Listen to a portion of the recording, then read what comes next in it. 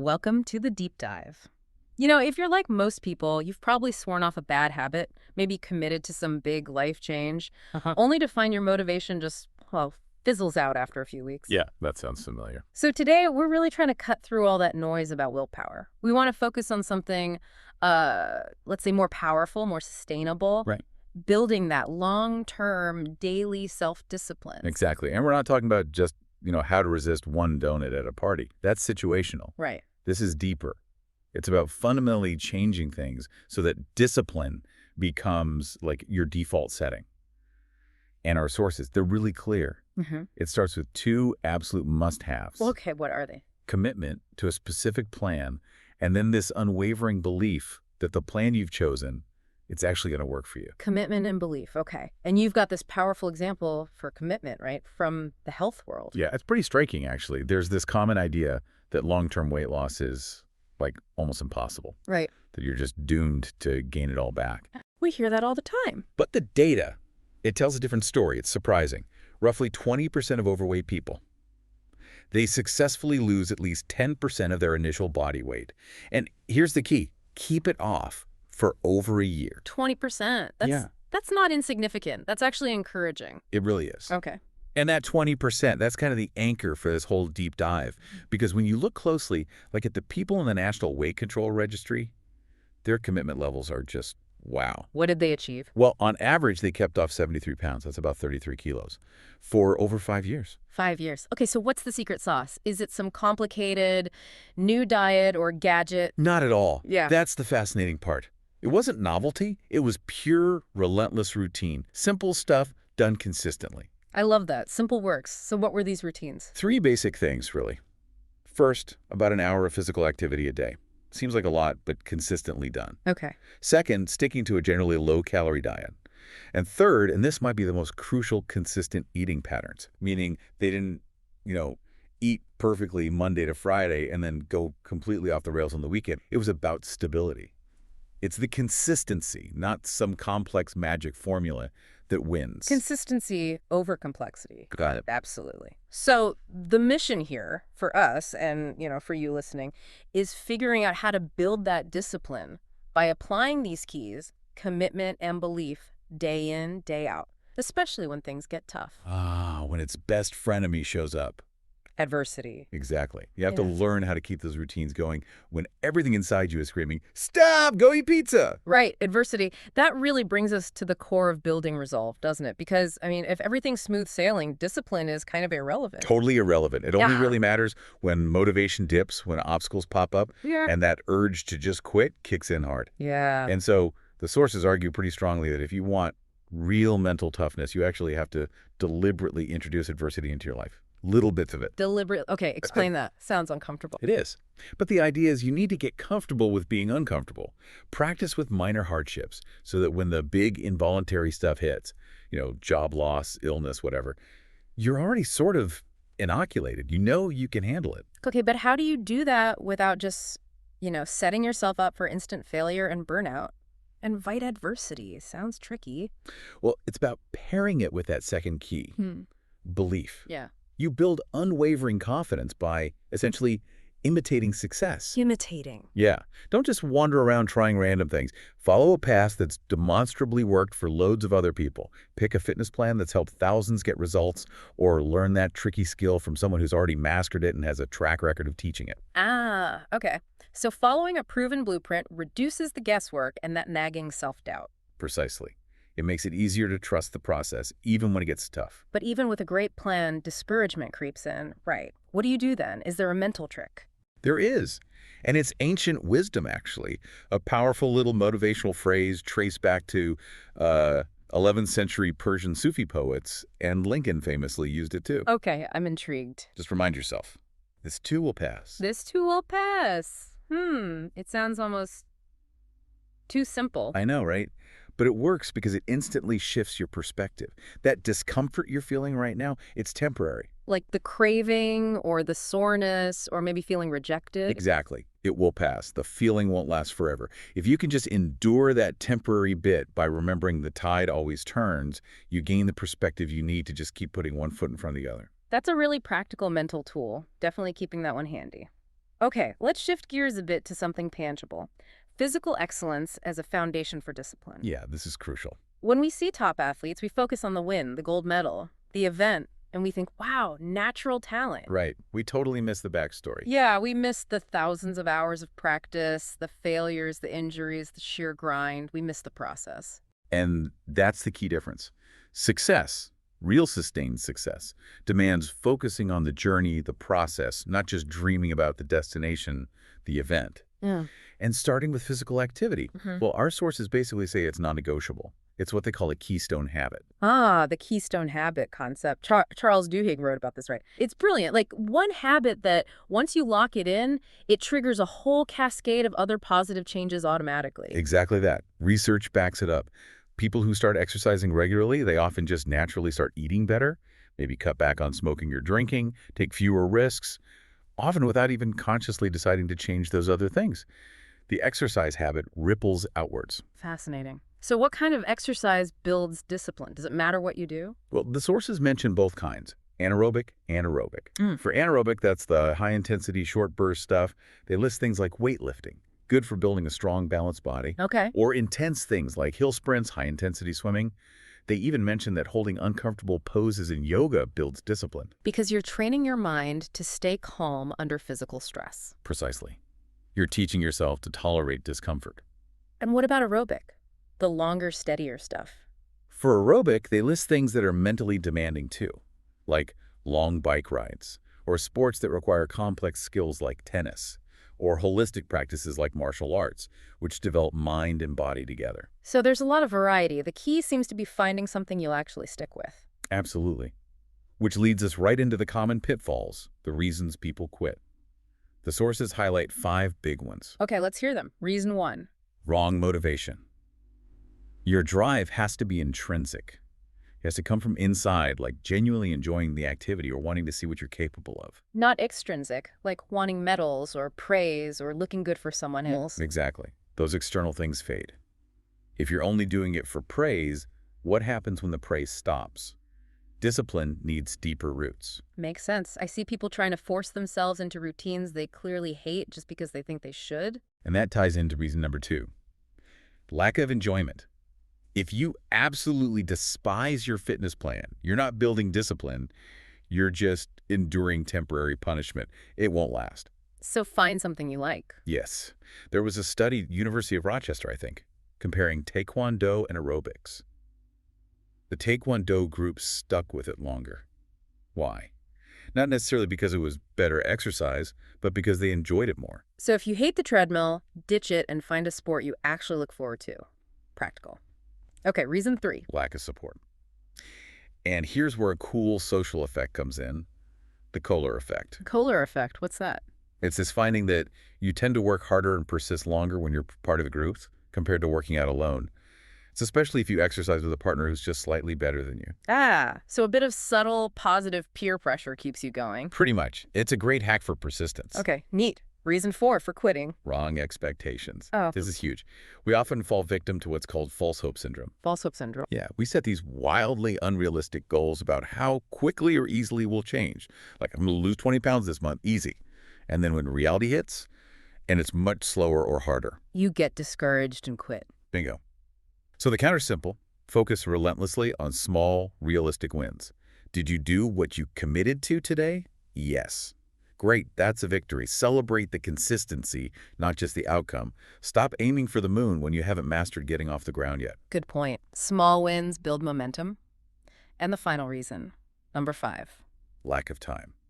Which, let's be honest, the sources basically say is usually code for lack of priorities. Ouch.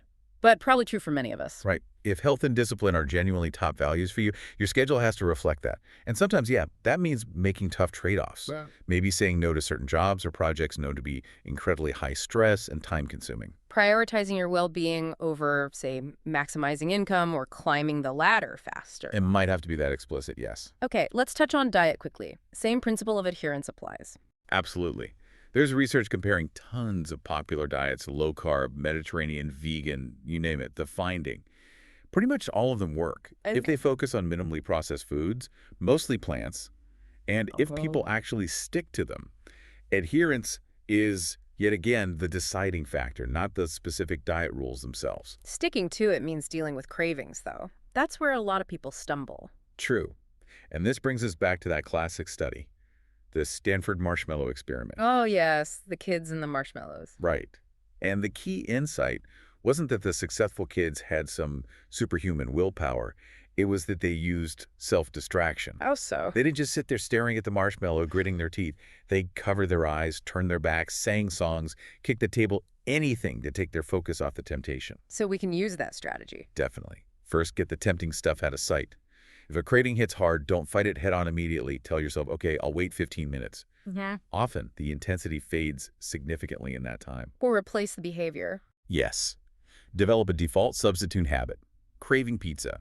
Instead of arguing with yourself, immediately grab your running shoes or your tennis racket or call a friend. Replace the negative urge with a pre-planned positive action.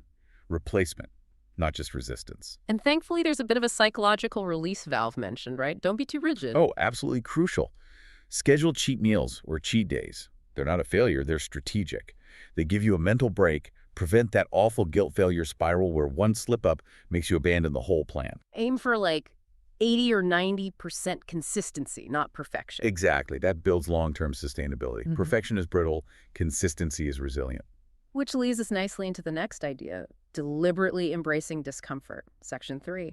Discomfort builds character. Sounds very stoic. It is very stoic. Philosophers like Seneca talked about this. They argue that chasing intense pleasures actually makes us slaves to them. But if you voluntarily seek out mild, manageable discomfort, You're preparing yourself for the unavoidable involuntary hardships life throws your way. that's the idea. You're essentially practicing being uncomfortable, building resilience in controlled doses. Okay, so how do we practice this? What are some practical exercises? The most common example is cold exposure, like taking a 5-minute cold shower. Ugh, okay. What's the lesson there besides shivering? The key mental insight is usually that the first minute or two are by far the hardest. Once you get past that initial shock and resistance, it becomes tolerable. It teaches you that your initial fear or resistance is often way worse than the reality, and that discomfort often fades if you just push through the start. Interesting. What else? They suggest do without exercises.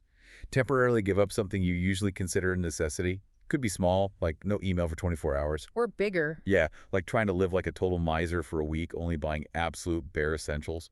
Or maybe sleeping on the floor or balcony instead of your comfy bed for a night, just to experience deprivation voluntarily. Okay, then there were the emotional discomfort ones, which sounded really intriguing. Rejection therapy, failure therapy. Yeah, these are brilliant, I think. Rejection therapy is basically a game where you intentionally seek out small rejections every day. Ask for a discount you know you won't get. Ask someone for a ridiculous favor. Why on earth would you do that? To build a thicker skin. To desensitize yourself to the fear of hearing no. Makes you bolder and less afraid to ask for what you actually want or need later on. Huh, okay. And failure therapy, setting goals you know you'll fail at. That sounds completely counterintuitive to building discipline. Won't that just make you feel like a loser? It could, if you frame it wrong. But the goal isn't actually to succeed at that impossible task. The goal is the process. It's about learning that failure isn't fatal, that it's survivable, maybe even informative. So it breaks the fear of trying things where you might fail, pushing past your current limits. Exactly. It attacked perfectionism. It teaches you to get back up quickly after a setback, which is crucial for long-term discipline. Failure is part of the process if you're truly pushing yourself. I get it now. It's about the response to failure. Okay, so boiling this section down, what's the most actionable habit? It's what the sources call the action habit. Develop the routine, the reflex almost, of doing the hardest, most unpleasant tasks first, without hesitating. Like if you dread working out. The second the thought, oh, I don't want to work out, enters your head, immediately put on your workout clothes. Don't debate it, don't negotiate, don't give yourself time to talk yourself out of it. Because the longer you wait, The stronger the reluctance grows. yeah, Momentum is key. Just start the action, however small, right away. do the hard thing first. Got it. This flows perfectly into our final section. Living with intent and preventing burnout. Controlling the inner world to manage the outer world. Right. It starts with sharpening your awareness. Realizing you are not your thoughts. Thoughts, cravings, urges, they're just passing sensations. You don't have to act on them. And if traditional meditation isn't your thing, Lots of alternatives. Mindful listening, really listening to instrumental music, yoga, tai chi, even things like journaling, especially gratitude journaling. The aim is to create that little space between the stimulus, like a craving, and your response, to observe the thought without automatically obeying it. Okay. Now, a big hurdle for long-term goals is something called temporal discounting. Can you explain that? Yeah, it's our brain's tendency to value small rewards right now, like the delicious slice of cake, way more heavily than much bigger, better rewards in the distant future like good health in 10 years. The immediate pleasure wins over the long-term benefit. How do we fight that bias? There's a really cool visualization technique suggested, talking with your future self. Talking with my future self. Literally sit down and write a letter from your future self. Yeah. Maybe it's a version of you who gave up, gained the way back, feels miserable. Have that self write about the regrets. Or flip it. Write a letter from your future successful self, the fit, disciplined one, congratulating your present self for pushing through the difficulty today. Whoa. That makes the future consequences feel much more real and immediate, doesn't it? You're connecting emotionally with the outcome. Exactly. You stop stealing from your future self because you've just had a chat with them, so to speak. Powerful. Okay, lastly, burnout. Discipline isn't just gritting your teeth 2047, right? Absolutely not. That's a recipe for crashing and burning. Burnout is real, and it completely undermines sustainability. The sources even cite research on workaholism, What did it find? that pushing past, say, 55 hours of work a week doesn't usually lead to more productivity, often less. And working 70-plus hours is generally no more productive. Your brain and body need breaks. And that applies to physical discipline, too. We can't just train harder and harder indefinitely. Nope. There's a Japanese study mentioned looking at resistance training. They found that taking a planned 3-week break from training didn't hurt overall fitness progress after 15 weeks. Scheduled rest and recovery are vital. They are part of a discipline process, not a sign of weakness. So breaks are strategic. Okay. And when willpower inevitably runs low, what else helps us stay resilient? Psychological resilience. Sometimes it's not about more willpower, but about fostering a more positive, grateful mindset. One technique is cognitive reappraisal. Reappraisal. Yeah, reinterpreting a negative event in a more positive or neutral light. So you gained a pound this week while dieting instead of thinking, I failed. Yeah. It's hopeless. You reinterpret it as, Okay, that's probably just water weight fluctuation, or maybe I gained a little muscle, or even, this is useful feedback, let me review my food logs and see where I can tweak things. You actively reframe the setback. takes the sting out of it. And what about that harsh inner critic? How do we manage negative self-talk? Self-compassion is key. One surprising tip is using body language. Assume a high-power posture stand, tall, open stance. Research suggests this can actually boost testosterone and lower the stress hormone cortisol, making you feel more confident. Interesting. Any other ways? Try viewing yourself through the eyes of someone who loves you unconditionally.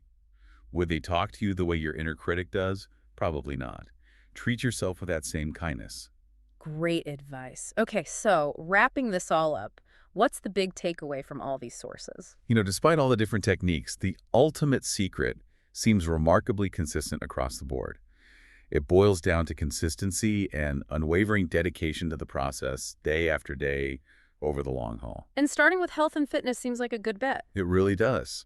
Success there often acts as that keystone, building the discipline and confidence needed to tackle other challenges in your life.